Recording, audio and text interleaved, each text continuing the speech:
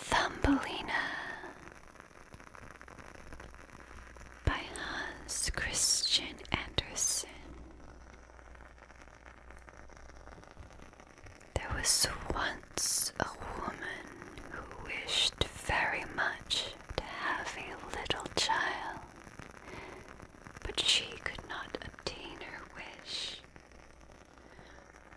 At last, she went to a fairy and said, "I should so very much like to have a little child.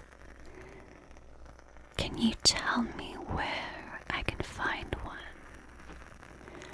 "Oh, that can be easily managed," said the fairy.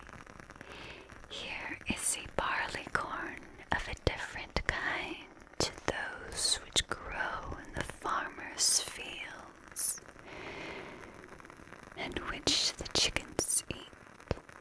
Put it into a flower pot and see what will happen." "Thank you," said the woman, and she gave the fairy 12 shillings, which was the price of the barley corn. Then she went home and planted it, and immediately there grew up a large, handsome flower, something like a tulip in appearance, but with its leaves tightly closed, as if it were still a bud. "It is a beautiful flower," said the woman, and she kissed the red and golden colored leaves. And while she did so, the flower opened, and she could see that it was a real tulip.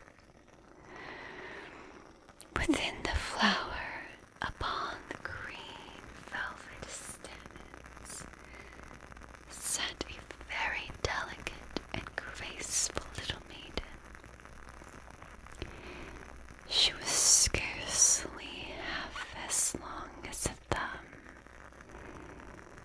and they gave her the name of Thumbelina. A walnut shell, elegantly polished, served her for a cradle. Her bed was formed of blue-violet leaves, with a rose leaf for a counterpane. Here she slept at night, but during the day she amused herself on a table where the woman had placed a plateful of water. Round this plate were wreaths of flowers with their stems in the water, and upon it floated a large tulip leaf, which served Thumbelina for a boat. Here the little maiden sat and rowed herself from side to side with the 2 oars made of white horsehair. It really was a very pretty sight. Thumbelina could also sing so sweetly and softly that nothing like her singing had ever before been heard. One night, while she lay in her pretty bed, a large, ugly, wet toad crept through a window pane of glass in the window and leapt right upon the table where Thumbelina lay sleeping under her rose-leaf quilt. "What a pretty little wife this would make for my son," said the toad.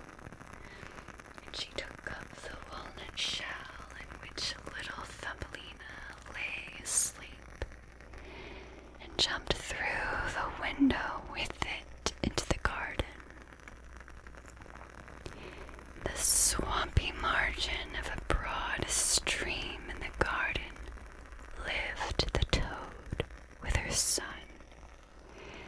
He was uglier even than his mother, and when he saw the pretty little maiden in her elegant bed, he could only cry, "Croak, croak, croak." "Don't speak so loud or she will wake," said the toad, "and then she might run away, for she is as light as swan's down. We will place her on one of the water lily leaves out in the stream. It will be like an island to her, she is so light and small, and then she cannot escape, and while she is away, we will make haste and prepare the stateroom under the marsh in which you are to live when you are married." Far out in the stream grew a number of water lilies with broad green leaves which seemed to float on top of the water. The largest of these leaves appeared farther off than the rest, and the old toad swam out to it with the walnut shell in which little Thumbelina lay still asleep. The tiny little creature woke very early in the morning and began to cry bitterly when she found where she was, for she could see nothing but water on every side of the large green leaf, and no way of reaching the land. Meanwhile, the old toad was very busy under the marsh, decking her room with rushes and wild yellow flowers to make it look pretty for her new daughter-in-law. Then she swam out with her ugly son to the leaf on which she had placed poor little Thumbelina.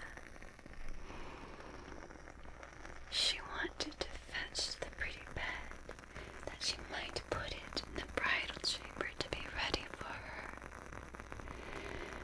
The old toad bowed low to her in the water and said, "Here is my son. He will be your husband, and you will live happily in the marsh by the stream." Croak, croak, croak was all her son could say for himself. So the toad took up the elegant little bed and swam away with it, leaving Thumbelina all alone on the green leaf, where she sat and wept. She could not bear to think of living with the old toad and having her ugly son for a husband. The little fishes who swam about in the water had seen the toad and heard what she said, so they lifted their heads above the water to look at the little maiden. As soon as they caught sight of her, they saw she was very pretty, and it made them sorry to think that she must go and live with the ugly toads. No, it must never be. So they assembled together in the water round the green stalk which held the leaf on which the little maiden stood, and gnawed away at the root with their teeth. Then the leaf floated down the stream, carrying Thumbelina far away out of reach of land. Thumbelina sailed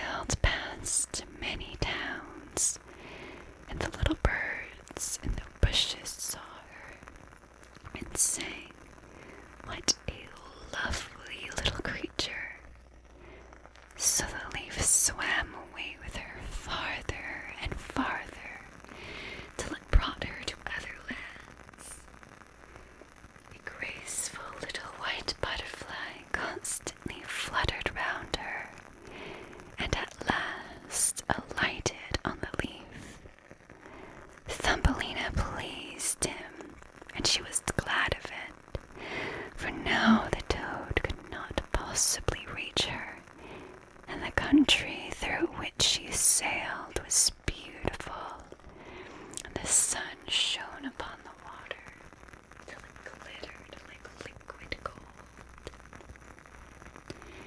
She took off her girdle and tied one end of it around the butterfly, and the other end of the ribbon she fastened to the leaf, which now glided on much faster than ever, taking little Thumbelina with it as she stood. Presently a large cockchafer flew by. The moment he caught sight of her, he seized her round her delicate waist with his claws, and flew with her into a tree. The gold leaf floated away on the brook, and the butterfly with it, for he was fastened to it and could not get away. Oh, how frightened little Thumbelina felt when the cockchafer flew with her to the tree. But especially was she sorry for the beautiful white butterfly which she had fastened to the leaf. For if he could not free himself, he would die of hunger. But the cockchafer did not trouble himself at all about the matter. He seated himself by her side on a large green leaf, gave her some honey from the flowers to eat, and told her she was very pretty, though not in the least like a cockchafer. After a time, all the cockchafers turned up their feelers and said, "She has only 2 legs. How ugly that looks." "She has no feelers," said another. "Her waist is quite slim. Pooh, she is like a human being." "Oh, she is ugly," said all the lady cockchafers, though Thumbelina was very pretty. Then the cockchafer who had run away with her believed all the others when they said she was ugly, and would have liked nothing more to say to her, and told her she might go where she liked. Then he flew down with her from the tree and placed her on a daisy, and she wept at the thought that she was so ugly that even the cockchafers would have nothing to say to her. And all the while she was really the loveliest creature that one could imagine, and as tender and delicate as a beautiful rose leaf. During the whole summer, poor little Thumbelina lived quite alone in the wide forest. She wove herself a bed with blades of grass, and hung it up under a broad leaf to protect herself from the rain. She sucked the honey from the flowers for food, and drank the dew from their leaves every morning. So passed away the winter and the autumn, and then came the winter, the long, cold winter. All the birds who had sung to her so sweetly were flown away, and the trees and flowers had withered. The large clover leaf under the shelter of which she had lived was now rolled together and shriveled up. Nothing remained but a yellow, withered stalk. She felt dreadfully cold, for her clothes were torn. She was herself so frail and delicate that poor little Thumbelina was nearly frozen to death. It began to snow too, and the snowflakes, as they fell upon her, were like a whole shovelful falling upon one of us. For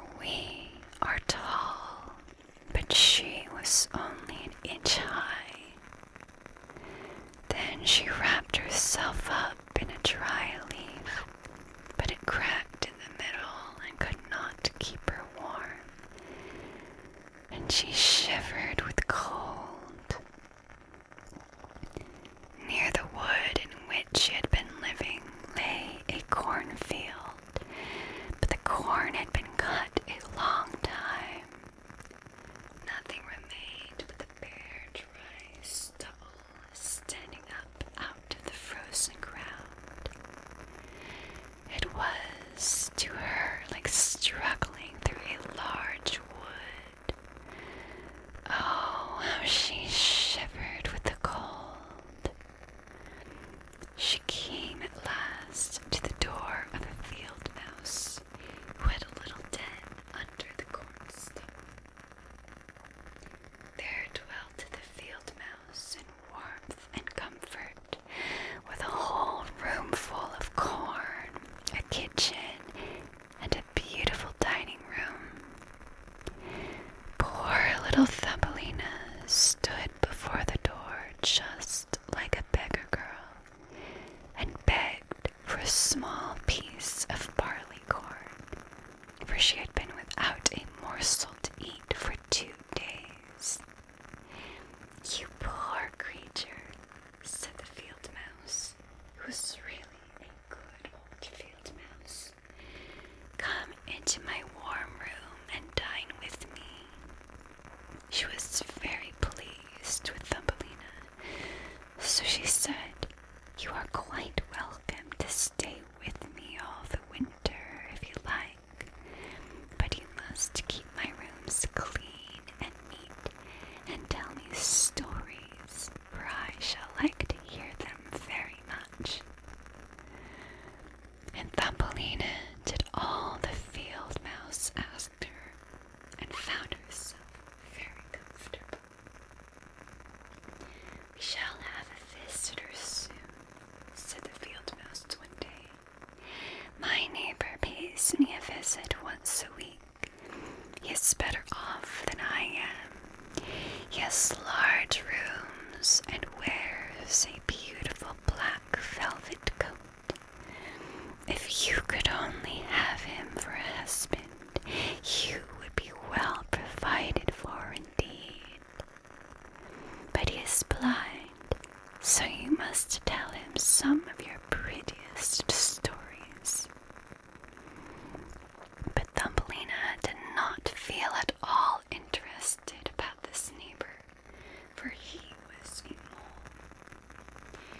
However, he came and paid his visit dressed in black velvet.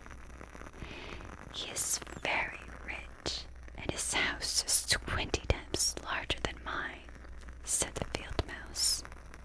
He was rich and learned, no doubt, but he always spoke slightingly of the sun and the pretty flowers, because he had never seen them.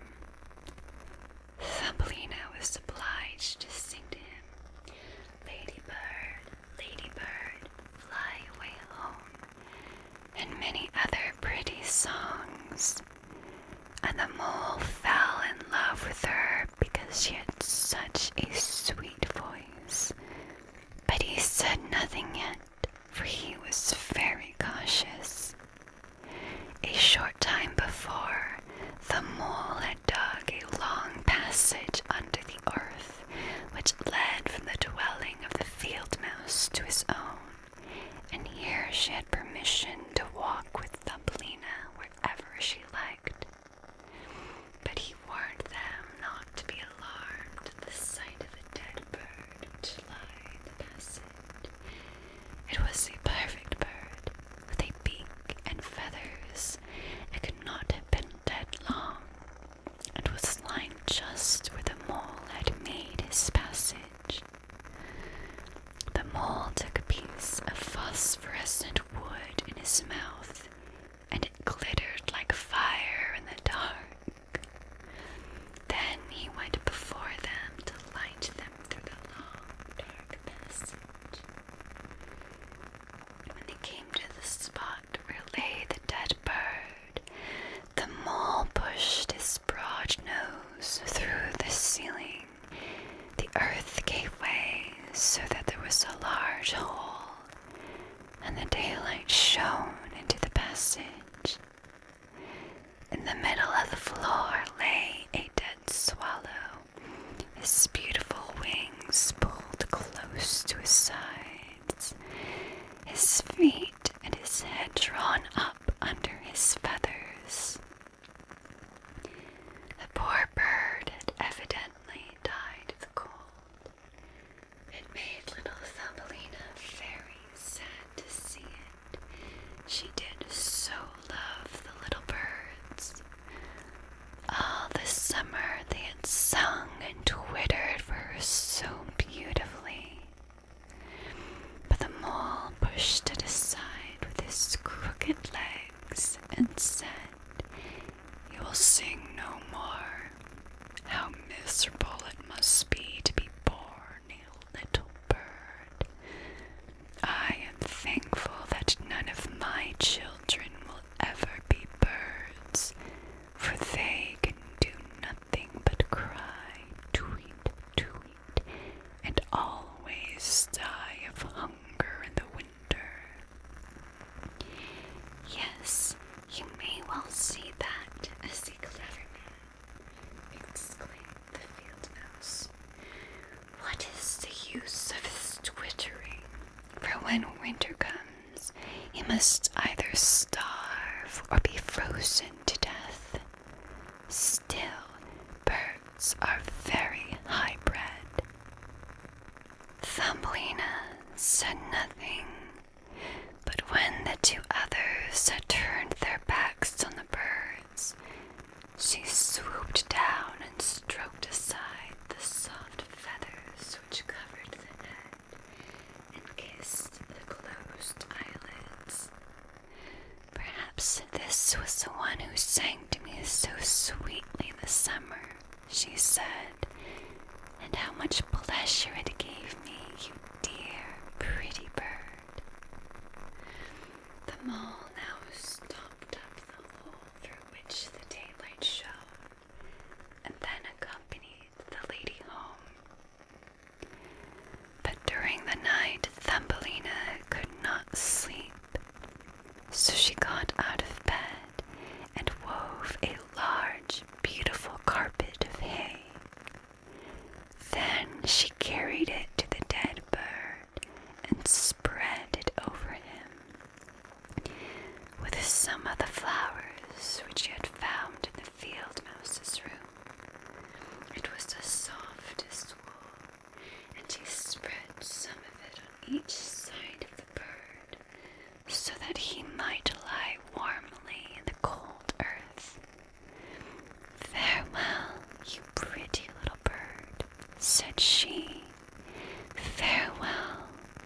Thank you for your delightful singing during the summer, when all the trees were green and the warm sun shone upon us." Then she laid her head on the bird's breast, but she was alarmed immediately, for it seemed as if something inside the bird went thump, thump. It was the bird's heart. It was not really dead, only benumbed with the cold, and the warmth had restored him to life. In autumn, all the swallows fly away into warm countries, but if one happens to linger, the cold seizes it. It becomes frozen and falls down as if dead. It remains where it fell, and the cold snow covers it. Thumbelina trembled very much. She was quite frightened, for the bird was large, a great deal larger than herself. She was only an inch high. But she took courage, laid the wool more thickly over the poor swallow, and then took a leaf which she had used for her own counterpane, and laid it over the head of the poor bird. The next morning she again stole out to see him. He was alive, but very weak. He could only his eyes for a moment to look at Thumbelina, who stood by holding a piece of decayed wood in her hand, for she had no other lantern. "Thank you, pretty little maiden," said the sick swallow.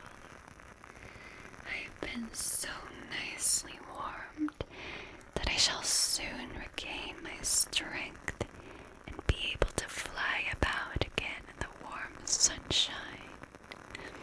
"Oh," said she, "it is cold out of doors now. It snows and freezes. Stay in your warm bed. I will take care of you." Then she brought the swallow some water in a flower leaf, and after he had drank, he told her that he had wounded one of his wings in a thorn bush, and could not fly as fast as the others, who were soon far away on their journey to warm countries. Then at last he had fallen to the earth and could remember no more, nor how he came to be where she had found him. The whole winter the swallow remained underground, and Thumbelina nursed him with love and care. Neither the mole nor the field mouse knew anything about it, for they did not like swallows. Very soon the springtime came, and the sun warmed the earth. Then the swallow bade farewell to Thumbelina, and she opened the hole in the ceiling which the mole had made. The sun shone in upon them so beautifully that the swallow asked her if she could go with him. She could sit on his back, he said, and he would fly away with her into the green woods. But Thumbelina knew it would make the field mouse very grieved if she left her in that manner, so he said, "No, I cannot." "Farewell then, farewell, you good, pretty little maiden," said the swallow, and he flew out into the sunshine. Thumbelina looked after him, and the tears rose in her eyes. She was very fond of the poor swallow. "Tweet, tweet," sang the bird as he flew out into the green woods, and Thumbelina felt very sad. She was not allowed to go out into the warm sunshine.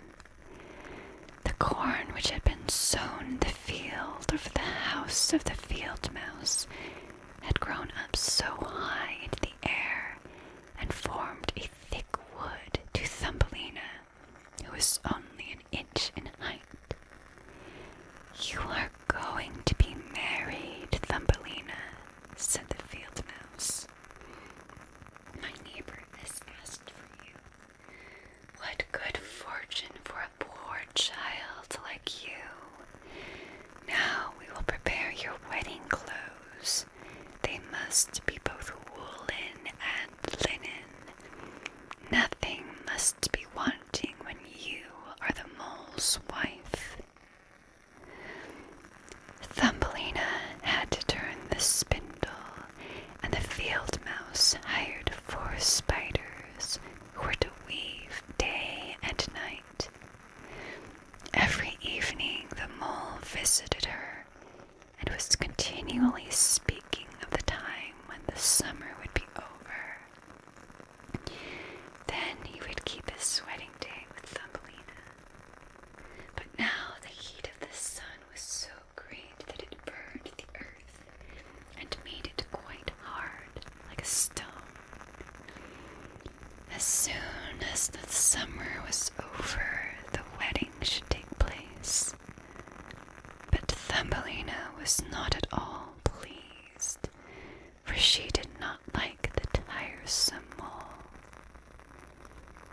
every morning when the sun rose, and every evening when it went down, she would creep out at the door. And as the wind blew aside the ears of corn so that she could see the blue sky, she thought how beautiful and bright it seemed out there, and wished so much to see her dear swallow again. But he never returned, for by this time he had flown far away into the lovely green forest. When autumn arrived, Thumbelina had her outfit quite ready, and the field mouse said to her, "In 4 weeks the wedding must take place." Then Thumbelina wept, and she said she would not marry the disagreeable mole. "Nonsense," replied the field mouse. "Now don't be obstinate, or I shall bite you with my white teeth. He is a very handsome mole. The queen herself does not wear more beautiful velvets and furs. His kitchen and cellar are quite full. You ought to be very thankful for such good fortune." So the wedding day was fixed, on which the mole was to fetch Thumbelina away to live with him, deep under the earth, and never again to see the warm sun, for he did not like it. The poor child was very unhappy at the thought of saying farewell to the beautiful sun, and as the field mouse had given her permission to stand at the door, she went to look at it once more. "Farewell, bright sun," she cried, stretching out her arm towards it, and then she walked a short distance from the house, for the corn had been cut, and only the dry stubble remained in the fields. "Farewell, farewell," she repeated, twining her arm round a little red flower that grew just by her side. "Greet the little swallow for me if you should see him again." Tweet, tweet, sounded over her head suddenly. She looked up, and there was the swallow himself flying close by. As soon as he spied Thumbelina, he was delighted, and then she told him how unwilling she felt to marry the ugly mole, and to live always beneath the earth, and never to see the bright sun any more. And as she told him, she wept. "Winter is coming," said the swallow, "and I am going to fly away into warmer countries. Will you go with me? You can sit on my back and fasten yourself on with your sash. Then we can fly away from the ugly mole and his gloomy rooms, far away over the mountains into warmer countries where the sun shines more brightly than here, where it is always summer and the flowers bloom in greater beauty. Fly now with me, dear little Thumbelina. You saved my life when I lay frozen in that dark passage." "Yes, I will go with you," said Thumbelina. And she seated herself on the bird's back, with her feet on his outstretched wings, and tied her girdle to one of his strongest feathers. Then the swallow rose in the air and flew over forest and over sea, high above the highest mountains, covered with eternal snow. Thumbelina would have been frozen in the cold air, but she crept under the bird's warm feathers, keeping her little head uncovered, so that she might admire the beautiful lands over which they passed. At length they reached the warmer countries, where the sun shines brightly, and the sky seems so much higher above the earth. Here, on the hedges and by the wayside, grew purple, green, and white grapes. Lemons and oranges hung from trees in the woods. The air was fragrant with myrtles and orange blossoms.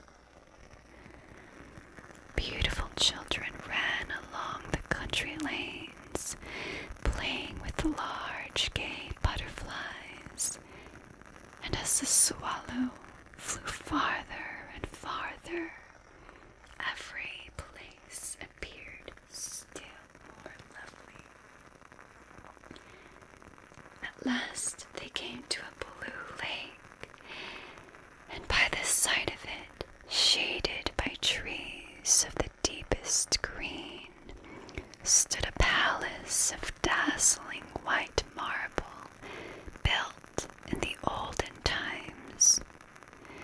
Vines clustered round its lofty pillars, and at the top were many swallows' nests, and one of these was the home of the swallow who carried Thumbelina. "This is my house," said the swallow, "but it would not do for you to live there. You would not be comfortable. You must choose for yourself one of those lovely flowers, and I will put you down upon it, and then you shall have everything that you can wish to make you happy." "That would be delightful," she said, and clapped her little hands for joy. A large marble pillar lay on the ground, which, in falling, had been broken into 3 pieces. Between these pieces grew the most beautiful large white flowers, so the swallow flew down with Thumbelina and placed her on one of the broad leaves.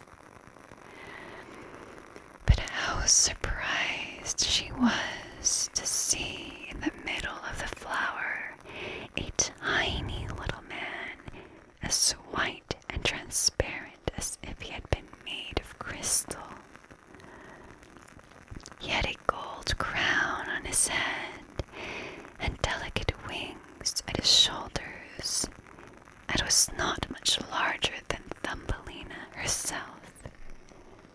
He was the angel of the flower, for a tiny man and a tiny woman dwell in every flower, and this was the king of them all. "Oh, how beautiful he is," whispered Thumbelina to the swallow. The little prince was at first quite frightened at the bird, who was like a giant compared to such a delicate little creature as himself. But when he saw Thumbelina, he was delighted and thought her the prettiest little maiden he had ever seen. He took the gold crown from his head and placed it on hers, and asked her name, and if she would be his wife and queen over all the flowers. This certainly was a very different sort of husband, the son of a toad or the mole. So she said yes to the handsome prince. Then all the flowers opened, and out of each came a little lady or a tiny lord, all so pretty it was quite a